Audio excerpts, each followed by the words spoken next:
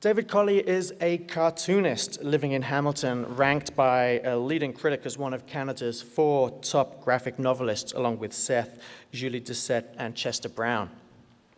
He served full-time as a combat engineer with the Canadian Forces and was a pillar of their biathlon team. Currently, he's a Canadian Forces reservist with 31 Service Battalion, and in April 2005, spent 2 weeks aboard HMCS Toronto. David's book, Chimo, is published by Conundrum Press, and for more content on his work, I'm looking forward to seeing what David is going to present for us this morning. Please welcome David Collier. Hi, thank you. I did basic training in Cornwallis, Nova Scotia in 1987, and there was a sign on the wall, and it said, "Teamwork produces results." And I think that's something that an artist who serves with the Canadian Forces gets out of the experience. Like last night, I slept on John's floor, and I was on a mattress, and it was really nice. And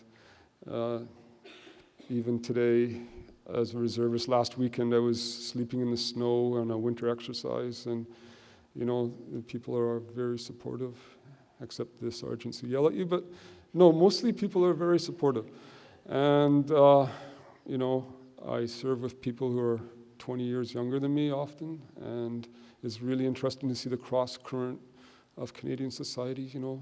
The woman from Jamaica, she's a single mom, or the guy, he's a Sikh background, he wants to be a lawyer, and it's really a privilege to be able to continue to serve.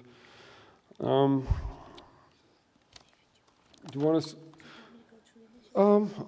Okay, that's a comic I did. I was drawing that just the evening of 2001, September 11th.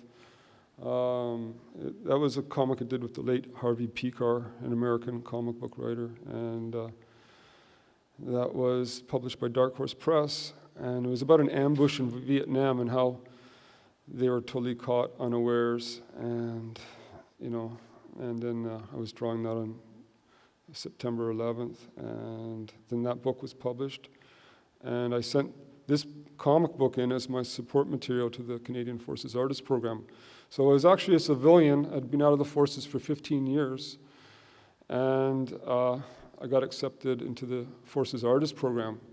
And then I'm like, oh yeah, I'm going to go to Afghanistan, and maybe I'll see my old buddies from the regiment and stuff like that. And then I waited to hear from John, right? Okay, all set, reading about Afghanistan, trying to learn a little bit of the language, and I waited, and I waited, and I waited, and I waited, and waited, and waited. I told everybody, oh yeah, this is happening, and nothing happened. So I thought, well, the original war artists, they were soldiers, and maybe I should re-enlist, and all my qualifications had expired, so I was in my 40s. I had to go back, as somebody who had never been in the forces before. Okay, I'll give it a try. And so this book actually is about going through basic training a second time, about getting injured on the 3rd day very badly, and really embarrassing things like that. And I guess what I really wanted to say in this book was that, well, you have to read it and find out. Yes? Okay. Well, here's one, going back to the more autobiographical kind of stuff. This is Brad X. John and I were talking last night about, like Hamilton, I'm living there now, and the rent's pretty cheap.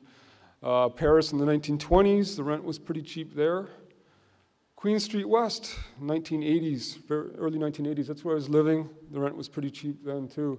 And Brad X was this guy who wanted to join the army, and he tried the Canadian Army and the American Army, and nobody really wanted like this guy with a shaved kind of mohawk and tartan and stuff, kilts that he was wearing. So he finally got accepted to the Norwegian Army, but on the way to Norway on a ferry from Scotland, he got his papers stolen in his duffel bag. He fell asleep. And he never ended up making it past age 25, you know. And I always said, Brad, you're crazy, man. Why would you want to join the army? No way. And then he died, and I ended up joining the military, something I never thought I would do. Coming from a kind of arts background. If you want to move on, let's see what there's the beginning of this comic. And he'd throw stones at my window and say, oh, Dave, wake up, let's draw some comics. It'd be like 2 in the morning, and we'd do these. And we sent these comics to all these cartoonists that we admired. There's some of his comics. And the only person who responded was the cartoonist Robert Crumb. And you want to keep going with that? Yeah. And so all my friends, you know, they ended up dropping, all the Queen Street West friends, they were like, oh, Collier, what are you doing? You know, that is so uncool, and we're going to tell the military that you are gay, man. You know, they're going to make up stories, they're going to do anything to get me out of it, you know, and that made me even more determined. You know, I was like, these friends, I have to check things out for myself, and that's not right, you know. So all my friends dropped me, but Robert Crumb continued to write. And here's Sergeant Bilko from a letter. He's like, you know, Collier, latrine duty, you know. Is that, yeah, Collier, I can see that you're in the military, and it sounds like they're making a man out of you, and it's about goddamn time. And so that was quite a different kind of bit of encouragement than I was getting from my friends. So it just goes to show you, maybe because he was kind of comfortable in his life that he could do stuff like that. So here's some panels from Chimo, and they actually turned out right. These are from the publisher's PDF. Yeah, this is enlisting. Okay, so I kept my sketchbook. I went through basic training, and I'm drawing in the first week, and the sergeant said, oh, you should do a comic every week for the weekly newspaper that we publish here in Cornwallis. So and Sunday morning at 5 o'clock, I'd draw the cartoon. And, you know, out of all the comics I've ever done, and I've gone on to do stuff for the Globe and Mail, like after I got out of the Reg Force, I was living in Saskatoon, and my publisher was in Seattle, and I'd drive across the country, and I'd do these landscape drawings, and I'd do all kinds of, I've done a lot of stuff that I've been kind of proud of. But these cartoons that I did when I was in basic training, I don't know. The situation was so impossible that I'm kind of proud of them for some reason, you know. And I think that's something that we get from the original war artists, and even the artists here today on stage, is that you're getting away from your studio, you're going out in the field, and, you know, you think, oh, I can't do something, I can't do this, and you do it, right? And that's pretty much, as they say, life is not a dress rehearsal, right? So I think that's something that we can take from all the artists that you see here on stage and that have come before us, okay?